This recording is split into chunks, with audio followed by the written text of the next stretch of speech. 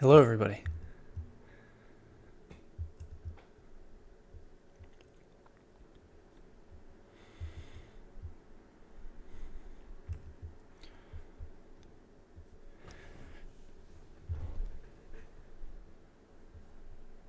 How's it going, everyone?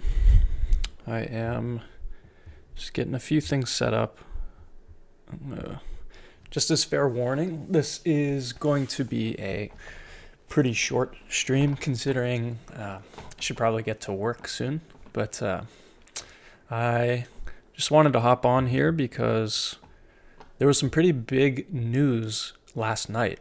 So the guys over on the Everything Money YouTube channel have released an awesome 4-part interview with none other than Mohnish Pabrai.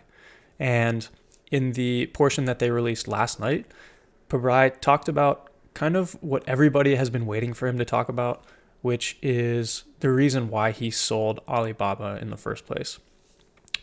So this has been a pretty exciting interview for me to watch, and I'm happy to share it, and would totally recommend that you go check out the entire series. I think the last part should be released tonight.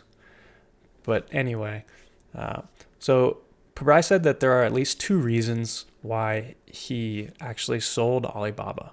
And the first reason, which is something that I think a lot of people suspected, was not that he lost faith in the quality of the business of Alibaba, but the mere fact that the price went down so much that he had an opportunity to take advantage of the tax losses. So he was effectively using tax loss harvesting to lower his taxable income or taxable investment income. So number one, pretty straightforward. Not something that I'm personally interested in doing, but to each his own. Pabrai is handling a lot more money, so the tax implications for him actually make a pretty big difference on a net basis. And in the interview, Pabrai actually talked about how he made this Alibaba investment before he had studied the business of Tencent.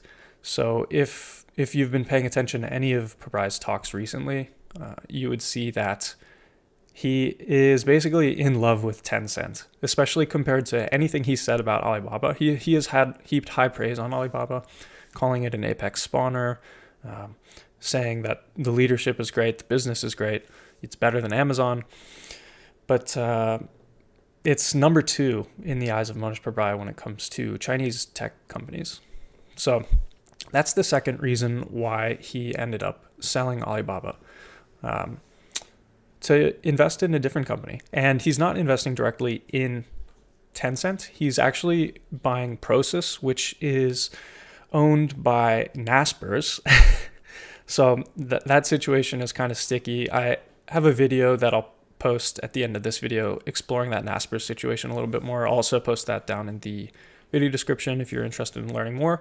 But basically, Naspers owns about 30% of Tencent, and it has a subsidiary named Prosus, which is listed in Amsterdam, that sort of holds all of the international holdings for Naspers. So basically, investing in Prosus is a way to access Tencent at what many are considering a discount. And plus, you get the core business of Prosus, which is pretty much a VC for investing in early stage companies. Hopefully, get a few opportunities at moonshots there. Hey Misery, can you comment on your recent community post on research? Yeah, absolutely. Let me finish this little spiel, and then I will. I'll adjust that in a second. Thank you. So Tencent.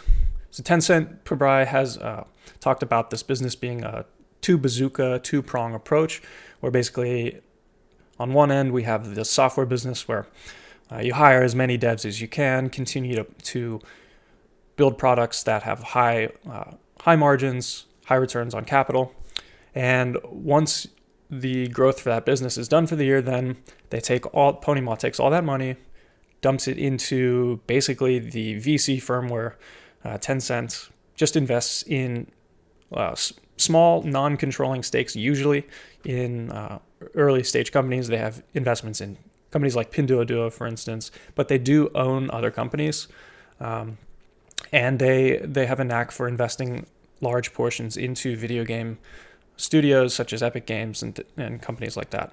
So they do all sorts of things, but it's more of a growth-oriented approach compared to, say, maybe you could compare it to Berkshire Hathaway, where they use the insurance float to make these equity investments.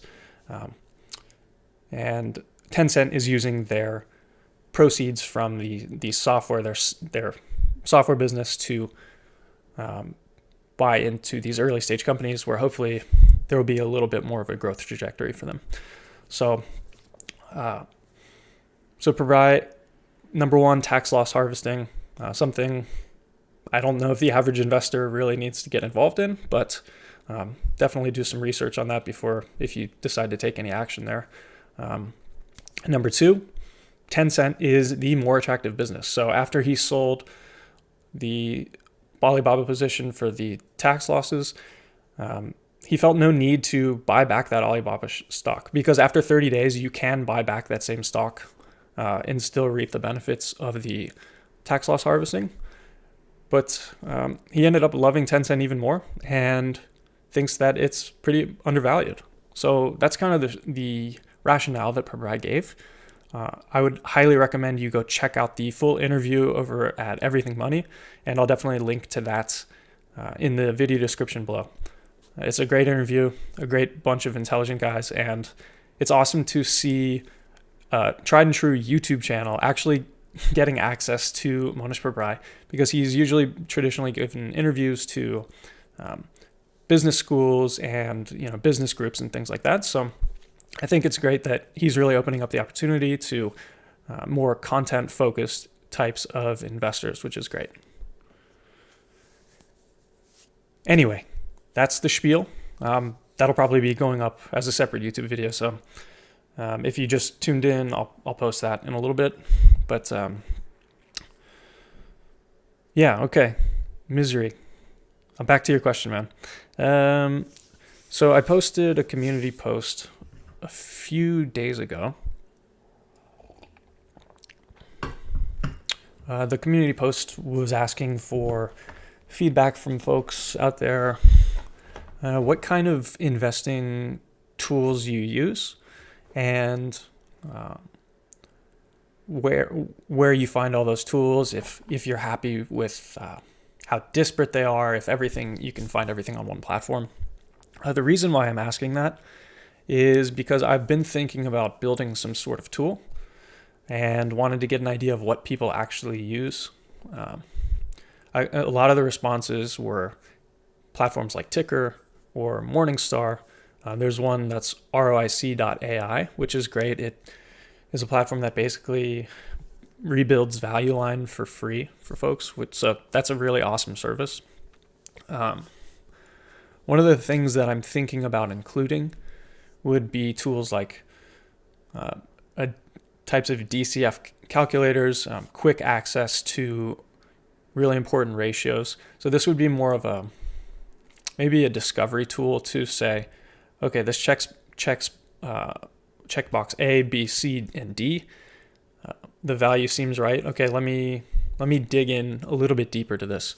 So I don't know. I was just brainstorming a little bit there. But Misery, I remember you mentioned in the post that you use your brain, which I think is the number one way to go. But it's basically, I think you said you use sort of a reverse DCF type of situation based on just where you think the business can go, how much it can grow, which is essentially doing a DCF, but maybe without a spreadsheet. So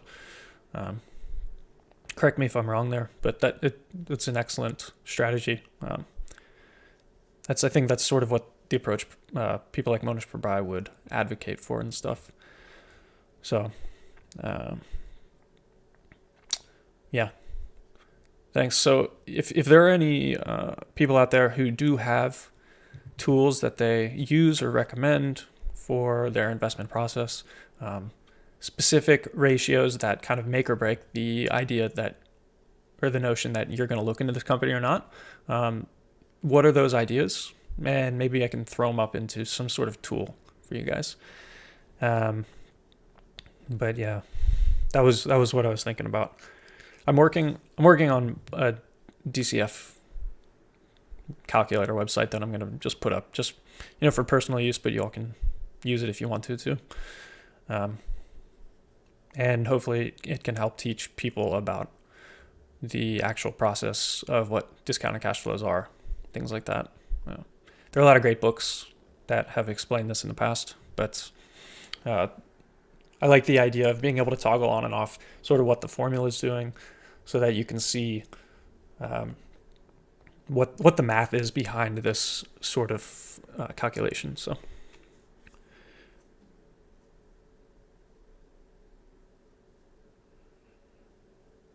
Misery, not sure if there's any tool that would cover well some type of reverse engineering while you're importing your thoughts. Maybe something like the Ginzu spreadsheet. Okay. I've never heard of that, but I'm going to investigate that, see what that's all about. I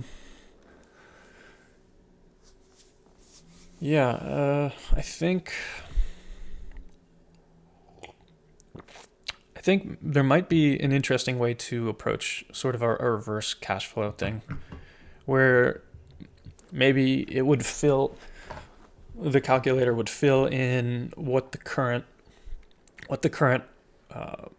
price of the shares are, and then what the free cash flow is, and then go back from there what the assumptions for the growth are. So based on this price and based on this free cash flow, what are the growth assumptions? And from there you can start to get a pretty good idea of what the market is thinking about this company. If you're getting growth assumptions that require 100% growth for the next 5 years, then it's pretty easy to, you don't need a DCF to understand that concept, though, I don't think. That's not to say that companies cannot fulfill those assumptions. It's just much tougher. It's especially if the cash flows aren't consistent, the revenue growth isn't consistent, the earnings aren't consistent. Well, for a company growing north of 100%, for instance, the earnings growth isn't the most important factor, but the revenue and the gross margins. But yeah, it's something to think about. There might be something out there already. I haven't done too much market research on this, but we'll see. The Ginzu spreadsheet, that sounds like it could be interesting.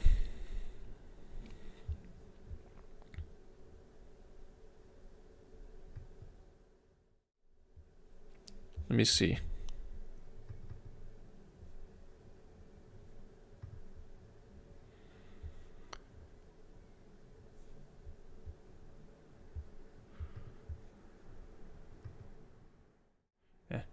Okay. Yeah, I've mentioned Ginzu because it asks for your thoughts to write down instead of just using numbers alone. In that, Aswath Motoran is saying, you don't run the numbers, but they're running you. Yeah, that's a good point. Numbers, they also provide false precision as well. So basically, I think the idea behind this Ginzu spreadsheet is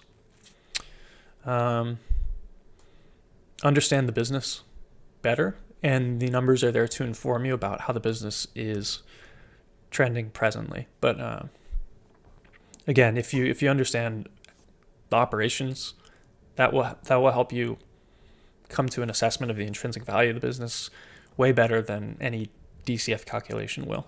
So I think I really like that idea. Misery, I'll definitely check that out. Maybe I'll do a video on that, because that sounds like it's a very helpful approach for everybody. Hi, Jay, and I'm 2 J's in the chat. What's up, guys? Do you think Alibaba is undervalued, or will it crash even more? I wish I could tell you. I think it's undervalued right now, yeah, for sure. But I can't tell you what the price is going to do. it has had a tough 2021. I'll tell you that much. Just the company doesn't seem like it can catch a break. But for me personally, the risk reward situation is favorable. So, but you don't lose money unless you sell. So, yeah, my pleasure, Misery. My pleasure. Thanks for responding to that community post. Really appreciate it.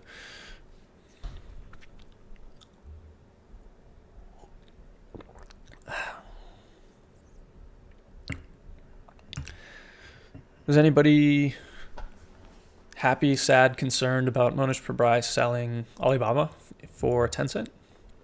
Is anybody surprised? I don't know if I would call myself surprised, but it just seems, I guess he's really walking the walk where the best opportunity was sitting in front of him as Tencent, and instead of sitting on Alibaba and hoping that he will recoup his gains, he used a pretty shrewd maneuver of tax loss harvesting, and bought the company that he thinks is better, the better long-term opportunity. So that's pretty admirable of him. Many people probably say that, but not actually make those moves because realizing losses is painful. But he saw a better opportunity, one that he probably understands better, or at least as well as he understood Alibaba. One thing that I do find interesting is I would think that Tencent would come up on Pabrai's radar a little heavier when he was doing his research into Alibaba, because they are competitors in many fields. So, but yeah, you only really know a stock once you own it. So, how are my emotions messing you up concerning Alibaba? Not really an emotional kind of guy. Well, I'm really not too worried. Well, I'll tell you this: the emotions dealing with companies correlates directly with how much sleep I get. So I've really been trying to prioritize healthy sleeps, long enough sleeps, and we go from there. Then I don't really worry about it, to be honest. Maybe I'm compartmentalizing something, but I just really think that the value of the business does not match with the current market price, and any sort of risk involved is more than priced in at this point. Even based on just the value of potentially what the e-commerce business is, excluding anything like cloud or their ventures in Southeast Asia with the e-commerce there, and they've got a bunch of irons in the fire, so we'll see what happens. But yeah, I just kind of go about my business.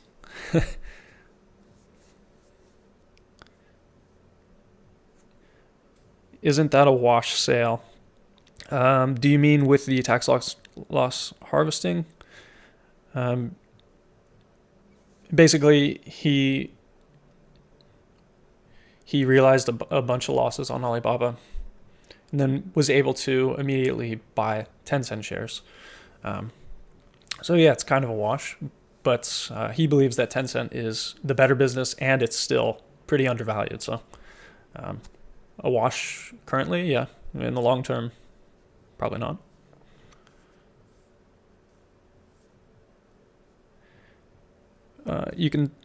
Hey John, I can tell you my tax loss selling is outperforming Mohnish on Baba in terms of percentage declined, not dollars. So you did participate in some tax loss selling. Interesting. What's the rationale there? I'm just kind of curious. That's not something that I've ever dealt with or anything like that. So that'd be a learning opportunity for me.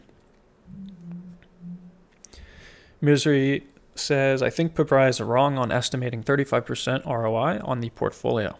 They are massively appreciating from lower rates and low inflation. Baba is buying stakes in businesses that want to integrate in a way. Buffett would have slapped him if he hears that. The way to estimate a portfolio value is look through earnings and the future of them, not the stock price. He's simply wrong because he's talking about 35% ROI, which mirrors the stock price movements in the portfolio, but not the business performance. Interesting. Let me get the chat up here real quick, if I can show the chat box live.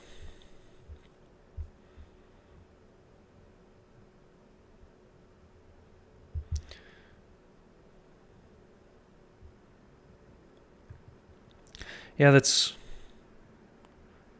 definitely one way to think about it. It's hard to say what Pabrai is actually looking at when valuing the portfolio for.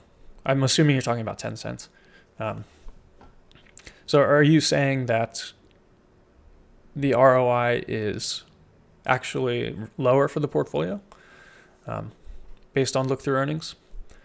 Because that's a lot of businesses to evaluate in that portfolio. A lot of huge, messy companies. Pinduoduo.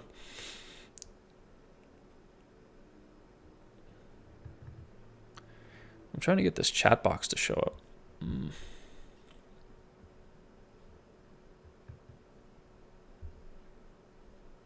I don't know if you can see that, guys, but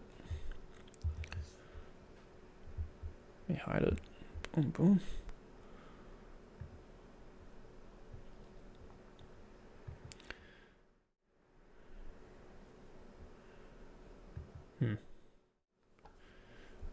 Anyway, yeah, there's still some things to figure out with all the widgets and stuff. I'm using this program called Streamlabs to run this stream. That way I can hook up my camera instead of just using the webcam. But I guess once you guys chat, it'll hopefully show up in this top corner here. But we'll see.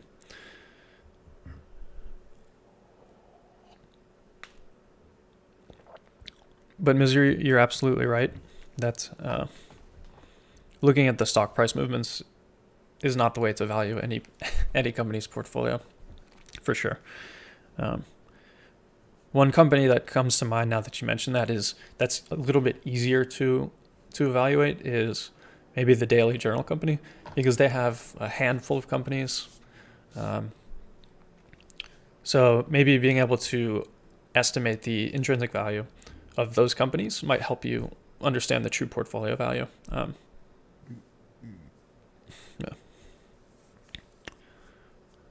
There's the chat box. There we go. Thanks for keeping an eye out there, guys. Thank you, Martin, for the test. Appreciate that, man. All right, so Misery suggests that the real ROI for Tencent's portfolio is way lower for sure. The average performance of VCs, even if they're the best, this is outrageous and will continue. Yeah, I mean, it's almost unbelievable how how good the returns are and the quality of the companies that they keep buying. So, I mean, it's possible that Pony Ma does have a much longer runway than, he could be as good of a capital allocator as Warren Buffett. It's just a different style, but I haven't really done much valuation work on the portfolio. So, but I will take your word that it does seem strange how good it is. All right, John's spitting a little fire about the tax loss harvesting. So basically, a tax loss sale is when someone sells a stock at a loss to offset gains on other stocks bought in the same calendar year, which lowers your capital gains tax. Cool. Yeah. Which is what Pabrai did with Alibaba.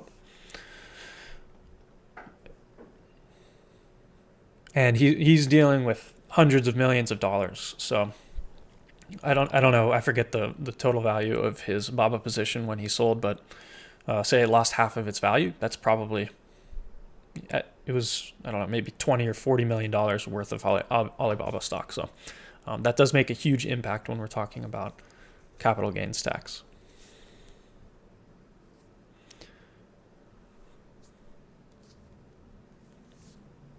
So yeah.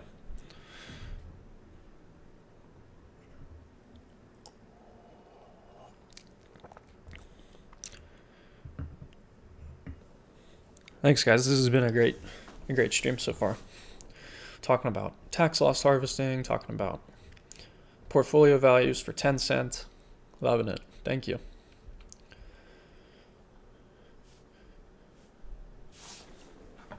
But I'm thinking I should probably skedaddle pretty soon here because I got a job. I should probably get to work on that. But I wanted to get this video out, just talk briefly about the whole reveal with Pabrai and Baba and Tencent, which many of us suspected. But I will release, I did a little spiel at the beginning of this video talking about Baba.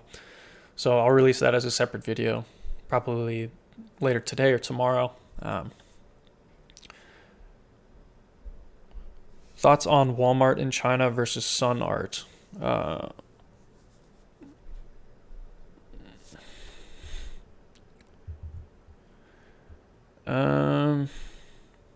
don't really have many thoughts on that at the moment.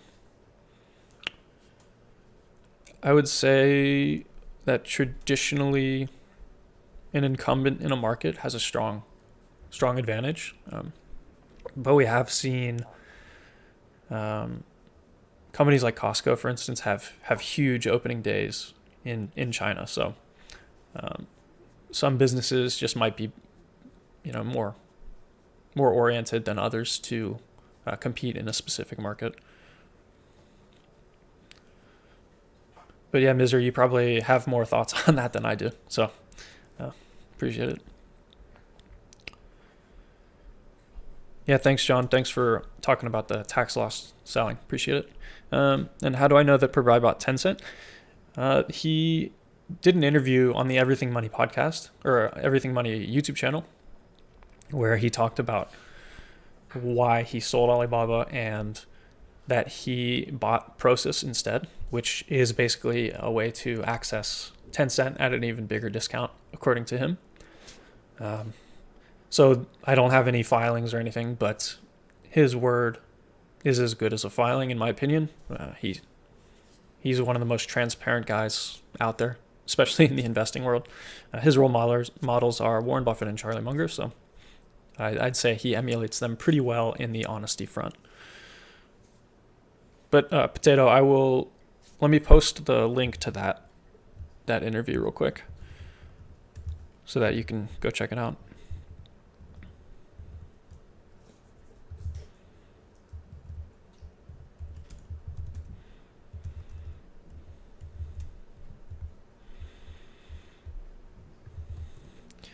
Yeah, you can go check out that video.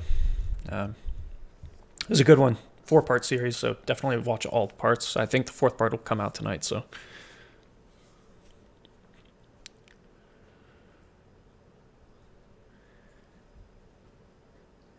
Misery, you think Walmart is slowly losing market share to Sun Art, which made you curious to go further with the research. Okay, yeah, that would be something that I would need to dig into additionally as well.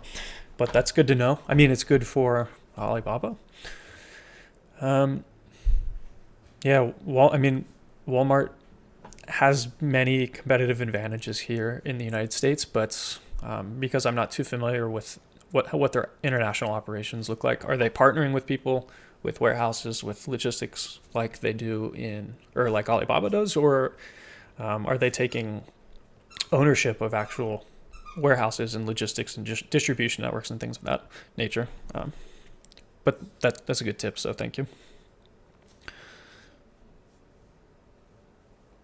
Yeah, you're welcome. No problem.